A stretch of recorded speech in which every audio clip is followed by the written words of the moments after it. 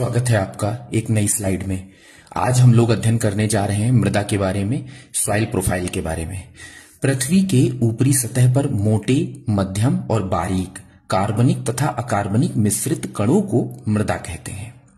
मृदा के ऊपरी सतह पर से मिट्टी हटाने पर जो परत प्राप्त होती है उसे चट्टान कहते हैं।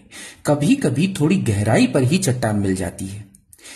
इस पूरे मृदा विज्ञान जिसे हम कहते हैं उसे हम पेडोलॉजी कहते हैं। पेडोलॉजी में मृदा का अध्ययन किया जाता है। पेडोलॉजी में मृदा किस प्रकार बनती है उसका अध्ययन किया जाता है।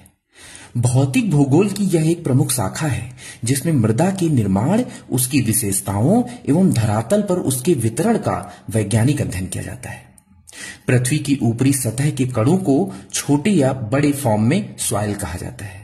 मृदा को ही मिट्टी भी कहते हैं। अगर हम भारत में देखें तो लगभग 6 प्रकार की मृदा पाई जाती है, जिसमें जलोढ़ मृदा, काली मृदा, लाल मृदा, लेटराइट मिट्टी, मरुस्थलीय मिट्टी और वन मिट्टी। ये 6 प्रकार की मिट्टी पाई जाती है। लेकिन अगर विश्व स्तर पर हम देखें तो यहां पर टुंड्रा मिट्टी, पेडाजोल मिट्टी, धूसर मिट्टी, लाल मिट्टी, पेडोकल मिट्टी, मरुस्थलीय मिट्टी और पर्वतीय मिट्टी, इतने प्रकार की मिट्टियां पाई जाती हैं अगर अंतरराष्ट्रीय स्तर पर देखें, क्योंकि यूएनओ ने घोषित किया है, यूएनओ के द्वारा ये चीजें मेंटेन की गई हैं। अंतरराष्ट्रीय मृदा वर्ष 2015 में मनाया गया था।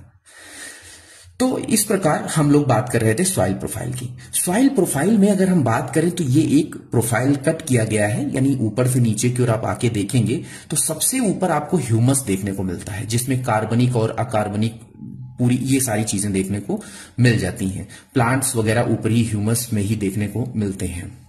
इस तरह से ये सारे अलग अलग संस्तर बना दिए गए हैं। कहां पर क्या चीजें हैं आप देख सकते हैं, उसमें सब लिखा हुआ है सारी चीजें। स्क्रीनशॉट जरूर ले लीजिएगा इसका, जिससे कि आपको आसानी होगी तैयार करने में, चीजें याद रखने में। तो मिट्टी के अध्ययन को कहते हैं पेडोलॉजी। पेडोलॉजी के जनक C.F. मार्बुट 1938 ईस्वी में इन्होंने इसका एक्सप्लेनेशन दिया था।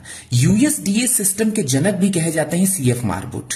मृदा निर्माण के 5 मूल कारक क्या क्या हैं दोस्तों? तो आधारी चट्टान, स्थानीय जलवायु, जैविक पदार्थ, स्थलाकृति, समय, मिट्टी के विकास में कितना समय लगा, तो ये 5 मूल कारक कहे जाते हैं। CSCS व्यापक मृदा वर्गीकरण तंत्र कब आया था? तो 1960 में आया था दोस्तों। ये प्रश्न कई बार पूछा गया है, तो ऐसे प्रश्नों से थोड़ा सा चीजों को तैयार करिएगा, अच्छे से ध्यान रखिएगा। और मैं आशा करता हूं मेरे द्वारा जो सीरीज आरंभ की गई है, पढ़ाई जा रही है, आप लोगों को फायदेमंद हो रही होंगी। आप कोई भी परीक्षा दीजिए, चाहे वनडे एग्जाम दीजिए या फिर अपर लेवल के एग्जाम दीजिए, सभी में ये कारगर होगा। जो भी कुछ मैं पढ़ा रहा हूं बहुत ही शानदार है आपके लिए।